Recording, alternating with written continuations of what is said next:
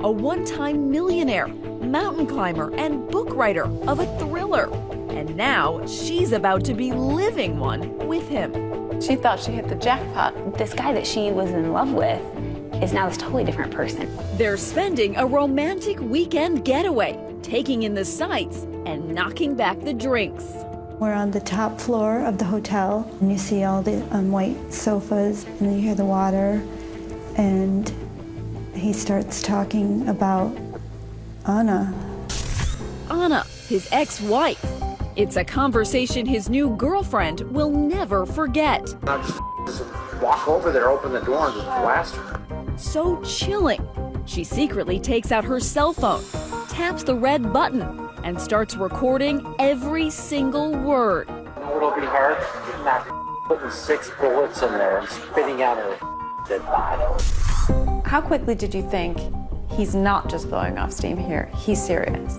This is really serious. He talked about, buying a gun and hiding it and where he was going to do it and how her body was going to fall. Is she gonna slump down and die right there? That'd be ideal, but maybe she'll writhe around and start making noise. Tonight, all 23 minutes of menace laid out with surgical precision. Hollow point, bounce around your brain. I don't know how you can listen to that recording and not realize this guy intended to kill her. This case has a little bit of everything. There's an audio tape of what sounds like a plot. There's love, there's deception, there's guns and hidden bullets. There's also this, a house call with the doctor, who's talking only to us. Not from the operating room, but from prison. How would you describe yourself when you drink? Well, I don't talk about murder every time. But the biggest shock of all, the tape didn't put him there. So what did? It seems this is a guy who got away with a lot. Maybe he thought he could get away with it again. How do you go to work every day and save lives and then at night plan to kill someone? Watch what you say in front of your girlfriends. What the doctor ordered. Good evening. It's the question you will all have after hearing the rest of that bone-chilling tape. What does the woman recording it now do with it? After all, it's not quite the bedside manner you expect from your doctor or from the man you've lived with for nearly a year. In fact, right here tonight, everything on that tape that seems to add up to an open and shut case becomes anything but. And there's another big question. Is that girlfriend in danger of becoming the doctor's next target? Here again tonight, Lindsay Janis, where the story really begins, a far cry from Puerto Rico. Welcome to Peru, Indiana. The proud 11,000 residents like to tell you about their agriculture. Favorite son, songwriter Cole Porter. And their curious claim of being the circus capital of the world. Oh, it's a lovely small town. It's filled with very friendly people. Bruce Embry moonlights as the ringmaster at Peru's amateur circus. But in his day job, he's a city lawyer and about to be the prosecuting attorney in a big top spectacle unlike anything this town has ever hosted. I've been in this criminal justice business for 39 years. By far the most fascinating case that I've seen. A former Lafayette surgeon on the run. Detectives found a gun, a bag of clothing, and gloves. I thought I was reading a novel. I felt like this was a murder mystery. Stranger than fiction is good business for this local reporter from Indianapolis Monthly. At what point did you say, oh my gosh, this reads like a Hollywood script? The most interesting part is if he was going to murder his ex-wife, how he would do it in a strategic way, down to the detail. He is Dr. Gregory Conrath, a prominent orthopedic surgeon earning as much as $1.7 million a year, specializing in sports medicine, broken bones, and severe trauma. And he doesn't just treat the rich. These are images of Dr. Conrath donating his time and talent to the relief efforts in Haiti. He was at the top of his game, owning as many as 5 homes. But he's gone through a messy divorce with the mother of his 3 children. And as Dr. Conrath approaches the big 5-0, he turns to the website OurTime.com for some age-appropriate romance. He was looking for the same things, looking for a serious relationship. Joanna is a nurse, mother, and divorcee too. She was impressed with her knight in shining armor from the start.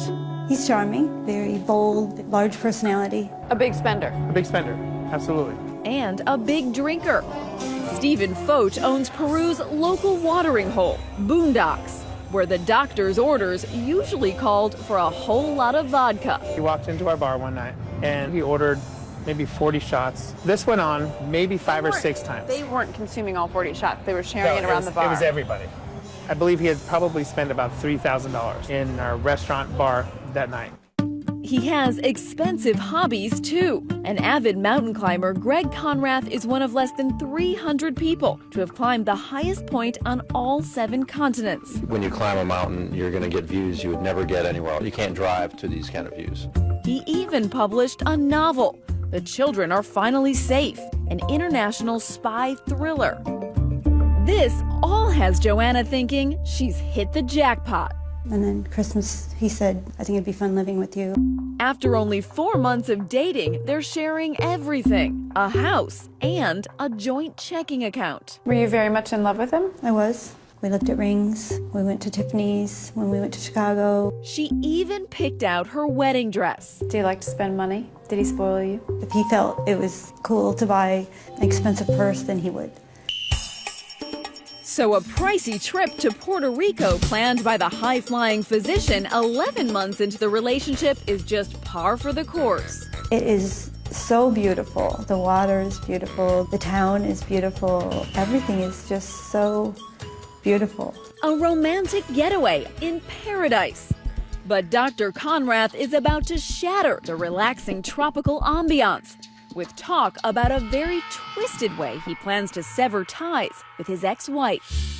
This is the most beautiful place in the whole world to hear the most terrifying thing you've ever learned. He'd had a few drinks, and we're on the top floor of the hotel, and he starts talking about Anna. Joanna knew his ex-wife Anna and always thought they had an amicable relationship. But on this day, he's talking about killing her. I've done a lot of research on that. That's why I switched my phone, by the way, because that's the only, I used it to research it, and then, nothing is traceable. Nothing. Joanna secretly reaches for her iPhone, finds the voice memo app, and hits record. An unmarked gun that has no prints. Okay. With bullets already planted in her house, which they are. How quickly did you think he's not just blowing off steam here? He's serious. Wow, yeah, this is real. This is not the Greg I know. Sounding callous and cold-hearted, Conrath lays out what sounds to Joanna like a carefully conceived plan to sneak into his ex-wife's house in the dead of night and shoot her, all while his children are asleep in their bedrooms. This is when the kids are in the house. So one choice is to go in the bedroom. For some reason, the kids woke up. There's lots of ways to get out. And in a chilling, matter-of-fact manner, he even talks about what will happen when the kids find Mom dead. I get out of the house, I'm scot-free, but they wake up, find Mom. Then who are they going to call? Yeah. Ambulance, police, Dad. It's not something you hear every day. And 2020 has exclusively obtained the 23-minute recording. So detailed, it could pass for an episode of How to Get Away with Murder. If I'm not on call, I can't bring my cell phone because that's traceable. Suspicion would fall immediately on me, the ex-husband. But what in the world would make the cunning Dr. Conrath want to kill? Could it be this? She has $1 million life insurance policy in mind. I'm the beneficiary. The beneficiary because his ex-wife still trusts him. He would be the one to look after the kids if anything happened to her. She doesn't know it, but something might. His strategy? He would make it look like suicide. Because she shoots herself in the head. She kills herself. Do you have a gun that's not traceable? Yes, it's in my garage. Where's it going to go after? I mean, she shot herself, so it stays with her. I've never touched with my hands. Okay. Even when I took it to a shooting range, I wore latex gloves. After I do that, I put her prints on the bullets, close it, put her prints on the handle. He lays out his challenges. One thing I don't know is she going to slump down and die right there. That'd be ideal, but maybe she'll writhe around and start making noise. And calculates his risks. I already drove over there twice. Ready to go. Both times something happened. There's only one other voice heard on that recording. An unassuming bartender, unwittingly adding fuel to the fire. Want one more, honey? I'll take one more. I'll give her one more. I'll drink it if she doesn't. You know Greg really well. You spent a year with him. Do you really think he was going to kill his ex-wife? Yes, no doubt in my mind. What do you think of it morally? I think it's justice. You're wrong, something to right. God's gonna strike her down. Give her disease and kill her. Perhaps God is listening. At the end of the recording, church bells from a nearby Catholic church. The irony is not lost on Joanna. What is with that bell? It's time for church. Time for church. Saved by the bell, literally. But what's Joanna's next move? Turn the doctor's violent rant into the police? Not so fast. I'm just saying, you're gonna have to help set everybody up okay. Will she go along with the plan or blow the whistle? While you're recording him, you're not trying to talk him out of it. Stay with us.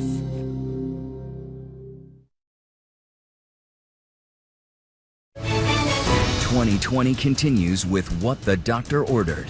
Once again, Lindsay Janis. 11 months into a whirlwind romance, Joanna and her boyfriend, Dr. Greg Conrath, are on vacation in sunny Puerto Rico.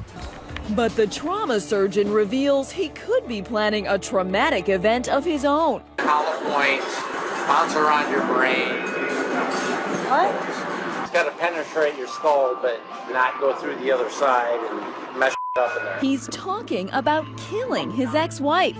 23 minutes of grisly detail, all captured on a dramatic iPhone recording courtesy of his girlfriend Joanna. What was going through your mind when you decided to press that record button? I didn't want him to kill the mother of his children. Did he act like he was confiding in you? He wanted to tell me because he wanted me to tell the police that he was home with me so that I would be his alibi. Conrath is so cavalier, he's even prepared to get caught.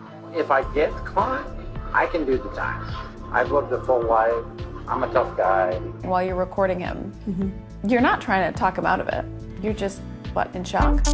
But when she finally snaps out of her shock, Joanna doesn't sound so concerned for the mother of those kids. She sounds more concerned for herself. You're gonna have to start leaving money. Why? You care about me? Yes, honey. Then what's stay why for?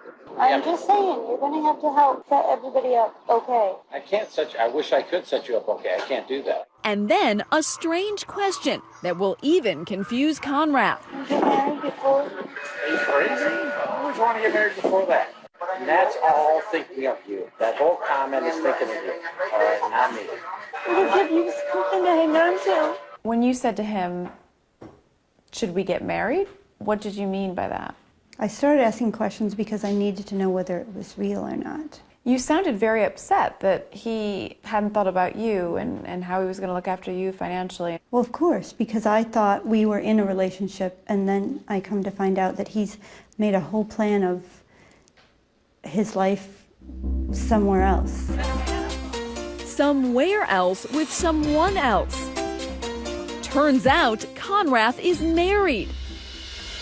Meet Cynthia Salazar, who lives outside Cabo San Lucas, Mexico.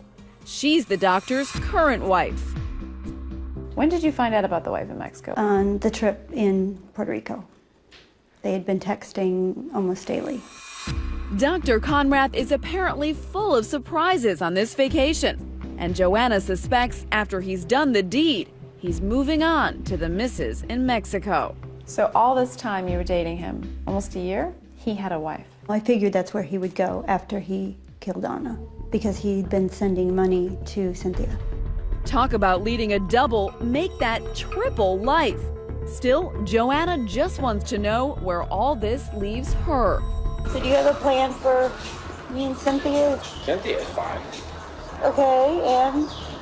I'm talking to you. Nobody else knows this. Nobody. I said, do you have a plan for me and Cynthia as well? And you said Cynthia's fine, so that means she must have a plan for me too. Are you kidding me? Like that? Cynthia's fine. She doesn't need anyone to take care of her. She's got $140,000 of my money. A full life, family, and stuff like that. I can't do that for you right now. You want me to wait? I don't want you to do anything. I don't need your help. I planned this out as something I would do by myself. Joanna's vacation is over. She tells Conrath she's getting another room in the hotel, but she's secretly plotting her return to Indiana. How long did it take you to get out of there? A day, and then I stayed at the airport until that flight. But she does one more thing before she leaves. She waits for Conrath's paycheck to clear and empties their joint checking account. You took some money out of the account. A joint account. Why did you do that? It was our money together. I had to survive. A day later, Joanna's back in Indiana, and she's not taking Conrath's calls. So he calls law enforcement to check on her, telling them he fears she may be suicidal. So what did you think when that officer came to your door and said, Greg wants us to check on you, he says you're suicidal? I just figured it was part of the plot. When she hears suicidal, Joanna wonders if she's Conrath's new target. So she tells the officer what's really going on. Did you then share the recording with her? I did. And then her partner came in, and then they listened to it. Detective Sergeant Mike Rogers can't believe his ears. Couldn't this just been a guy blowing off steam, talking about his ex-wife like a lot of guys do? That's always a possibility, but I thought we needed to go a little further with the investigation. And you told me that that recording was Greg Conrath's voice, is that correct? Yes. Whether out of conscience, revenge, or fear, Conrath's confidant is now ready to spill the beans. When we return, the trauma surgeon is back from the beach and about to go into the box with Detective Rogers. What's the red light for? It's recording. Oh, right. And has even more bombs to drop. I used a knife. I tried to stab myself and hit my heart.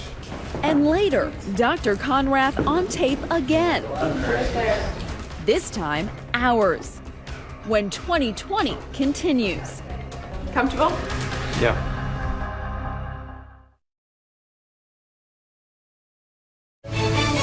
Once again, Lindsay Janis, as 2020 continues.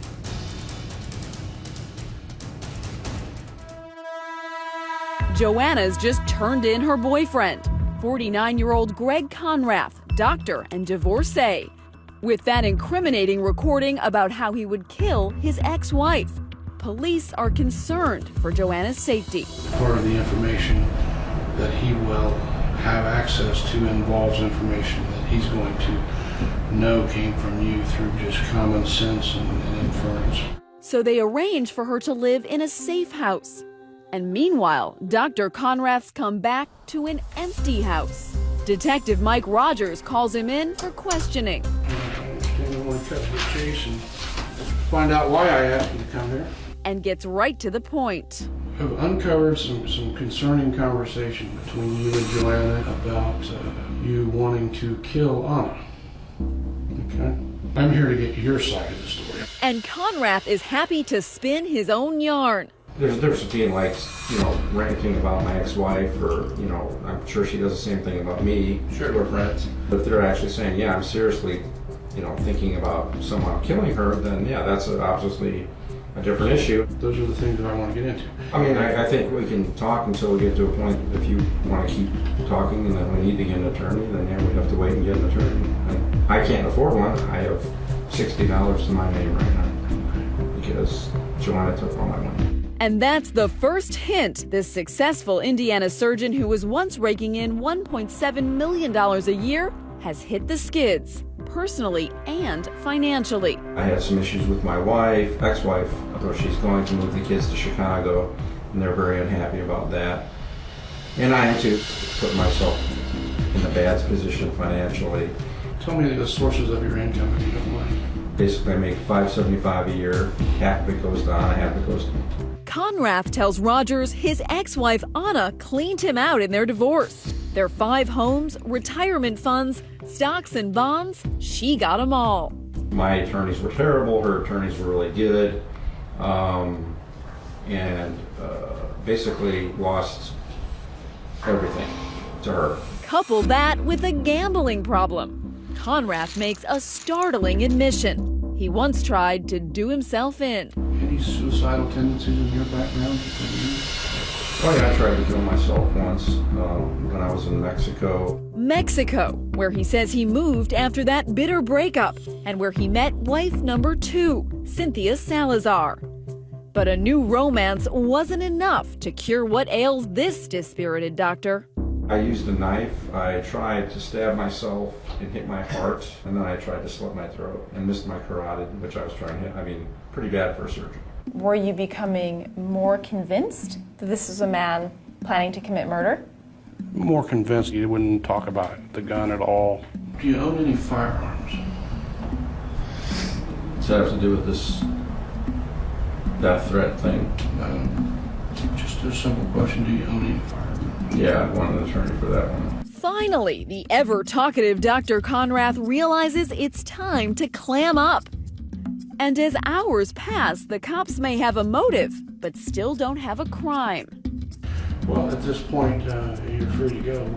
Detective Rogers will search this humble rental home Conrath and Joanna were sharing. And in the garage, they hit pay dirt. This is a photograph of the garage.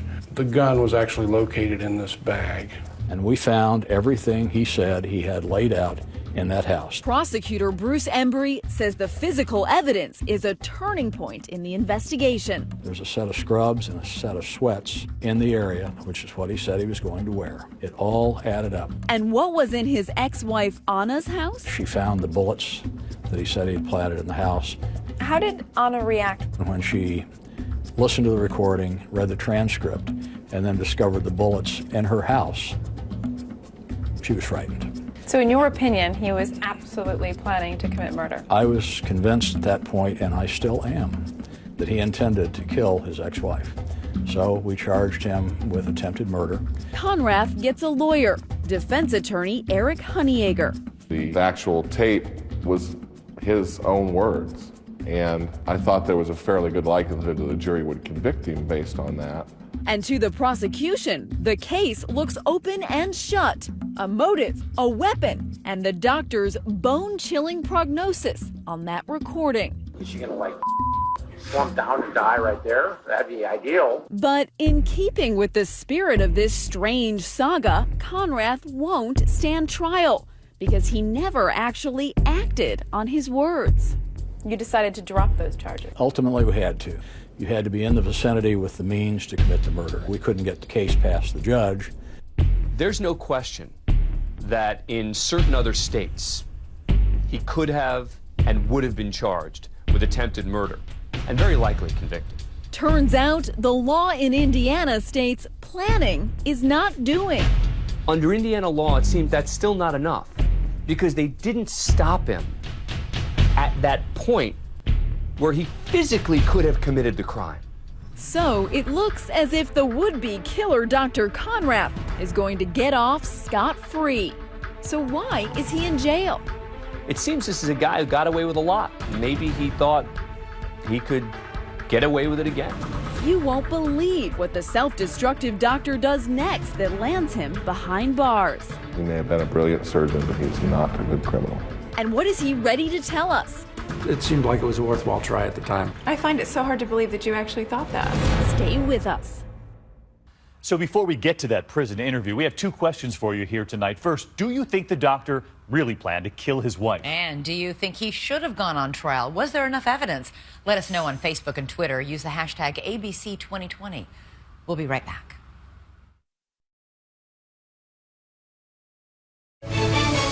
What the Doctor Ordered continues on 2020. Here again, Lindsay Janis. Miami County Jail in Peru, Indiana. The doctor's new digs. This is him right when you arrested him the first time. Yes. 11 months later. Yes. He looks haggard. Looks like he didn't sleep in that entire 11 months. It's a different lifestyle. Dr. Greg Conrath, renowned surgeon and wealthy mountain climber, has gone from the peaks of all 7 summits to rock bottom, cuffed and shackled in an Indiana county jail, and is ready to sit down face to face with 2020. 1 second we're on this vacation to Puerto Rico talking about marriage, and then suddenly, you know, I'm arrested for attempted murder. But in a bizarre twist, it's not that infamous recording that's landed him here. He beat that rap. You have to show intent to do it, planning and preparation. That's the definition in Indiana, at least. Case law in this state looks like your best friend. Yeah. No, instead, the story of what ultimately took the doctor from green scrubs to red prison garb is a tale all its own.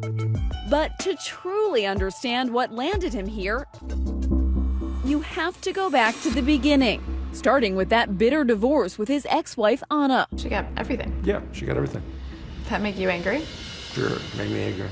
Yeah, I was very unhappy. And then we ask him to recall the vacation in the Caribbean, the night he and his girlfriend Joanna are tossing back lemon drops like lemonade. Take me back to that night that Joanna recorded you. How were you feeling? We're right on the beach. You know, it's vacation, so I was drinking a fair amount. And then I just told her about this kind of, I guess, dark fantasy that I had about killing Anna. Because the person doing it's me. There's no one else that would do it. How would you describe yourself when you drink? Well, I don't talk about murder every time. I talked to her about it before when I was drinking. And she seemed to, I don't know how you'd say, get off on it a little bit, I guess you could say. Listening to the recording, it doesn't sound like a fantasy. It sounds like a well thought through plot and motive to kill your ex-wife. It was a fantasy that I had, and it was a detailed fantasy, yes. Do you know the difference between fantasy and reality? Yes, of course. It's a lot of it's BS, drunken BS. But then we ask him about this part of the tape. The part when he admits he'd actually gone to his ex-wife's house, but in the 11th hour, bailed. I already drove over there twice, but ready to go. And both times something happened, I can smell it out. I mean, I know when things aren't going to go right. Honestly, I know that part in the recording. I never put the gun in my car and drove over there to do it. Never. No. Why did you have that gun? Well, I bought it for, you know, why you have a gun in Indiana for home protection, just to have a gun. Where did you get it? I bought it from some guy in a parking lot. So. It's not where most people buy their guns. I don't know where most people buy their guns. The gun store? Okay. Get a permit? And what about those bullets? On the recording, he'd said he'd planted them in Anna's house. Did you plant bullets, hollow point bullets, in that house? No, I've had bullets from when I bought the gun in the house, and I didn't take them with me when I left the house years ago. And he says with Anna having plans to move out of that house and take the kids to Chicago, he insists his plan never even had a chance. They were no longer living in that house, so, and I couldn't get in the house to do it even if I wanted to, so. But just because it wouldn't have worked doesn't mean you weren't planning on doing it. Well, like I said, it's a dark fantasy to talk about. I don't know how else to say it other than that. Isn't it a terrible coincidence for you that parts of this fantasy were actually true? There was a gun and latex gloves, change of clothing found at the house, hollow point bullets at hers. Yeah, I agree. But, I mean, also I'd like to say that all that stuff is not against the law. But Dr. Conrath made no bones about the venom he felt towards Anna. In this recording, you say that killing your ex-wife would be justice. You know, when I think about the divorce, I was really on my last legs. She really stuck it to me. She didn't have to take every single thing. You hated her so much, you had a plan to kill her. And the plan, just to paraphrase, is basically for me to sneak in the house with my kids there asleep and shoot her in the head and make it look like a suicide. This is when the kids are in the house. One loud thing, wake them up and they don't know why they woke up or what's going on or anything. They go back to sleep. Why, while your kids were asleep in the house? Well, the thought would be that if I could get in and out, that would be pretty solid proving that I wasn't there. It's an ugly recording. I'm embarrassed that I did it. I said those things. It's terrible. Terrible. You regret it? Well, yeah, of course I regret it. That's why I'm here. Well, that's not really why he's here. When the attempted murder charge was dropped, Conrath was released from county jail as part of a plea deal. I thought it was reasonable at that point. I thought it was a reasonable offer. But the offer came with one very clear condition: absolutely no contact with his ex-wife Anna or his former girlfriend Joanna, a rule Conrath would violate even before his release.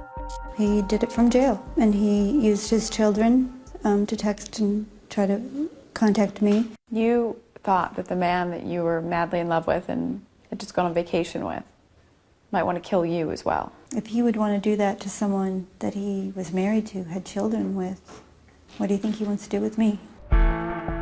Once out of jail, Conrath didn't stop. Conrath tried to contact his ex-girlfriend 3 times after he bonded out of jail. We hired a private investigator to look for Joanna. He tried to. I received a phone call on a Saturday morning, August of last year, from a gentleman wanting to use my services to locate a former girlfriend.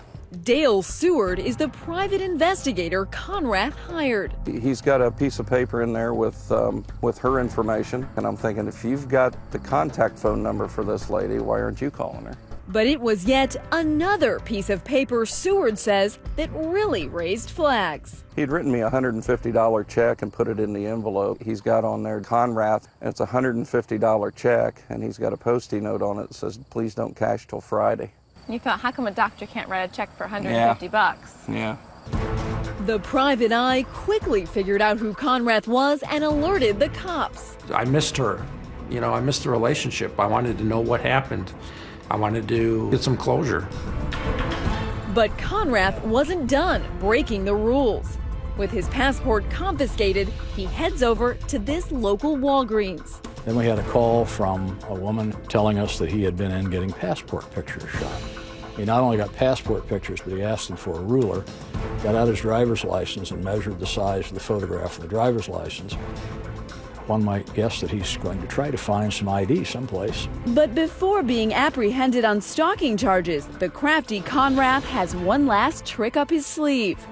The doctor is on his way for an unscheduled house call. When we return, why not just follow the rules of your probation? Instead, you've got this lame brain plan to escape.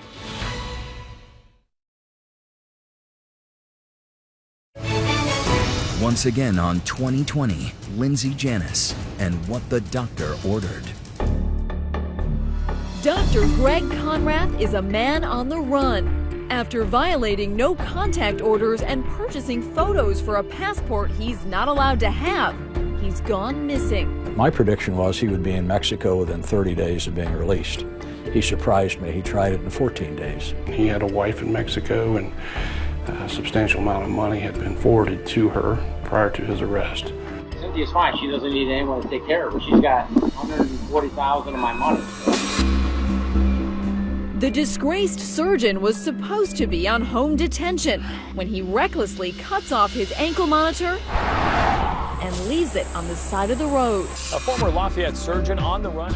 Conrath is traveling alone, and for a man who says he likes to fantasize, he didn't conjure up a very good escape plan. So he cuts his bracelet off there, and when's the next point that you pick him up? I start getting information that he's over around western Illinois, Missouri area. There's a Wendy's. Conrath's debit card pings at the fast food joint. Surely you should have known that you could track him. Yeah, you'd think so. And he uses his cell phone, which leaves a digital footprint. We tracked him through Kansas City area, then continuing south and west along I-40 through the New Mexico-Arizona border. He was then arrested tonight, just a mile outside of Flagstaff. Another, half a day, and he would have been in Mexico? Probably. In his car, 40 pairs of shoes and just about everything he owns. Kitchen utensils, pots, pans. The jig is up. Conrath pleaded guilty to stalking charges and fleeing. And despite beating that attempted murder rap, just weeks ago, he was sentenced to 10 years in state prison. He could be out in 6. Getting a 10-year sentence for stalking, especially doing what I did, which is very benign, is pretty extreme. That's extreme. Sounds like you're feeling sorry for yourself. I think I was treated unfairly, yes. I think the judge and a lot of people did not forget about the attempted murder charge like you should, because it's dropped. I think that's colored the judge's determination of how much time I should have, as well as the prosecutor. If it was just a stalking charge, doing what I did, I mean, you know, most people would go on probation for a year. You might say he got off easy. Remember his boasting on that recording? Honestly, I can suck up 30 years of jail time in Indiana. I can do the time. Still think you can do hard time? I'm actually looking forward to going to prison. It's a lot easier to do your time in prison than in a county jail. There's a lot more to do. You gonna write another novel? I've thought about writing a sequel to the one I wrote already, or maybe something about my life, I don't know. A New York Times bestseller? More like a sad commentary. You know, my career as an orthopedic surgeon is ruined. Never going to do that again. How do you reconcile that man doing charitable work in Haiti, operating on victims there, and the man in jail right now? What I do is I'm a doctor, I take care of people, and if I said some stupid things, then, I mean, I'm paying for it. The fallout from Dr. Conrath's misfortune leaves a trail of broken hearts. There's that other Mrs. Conrath in Mexico. What was that all about? Oh, well, a woman I met down there, and we got married. I mean, Fell in love and just got married? yeah, pretty much. You're still married? Yes.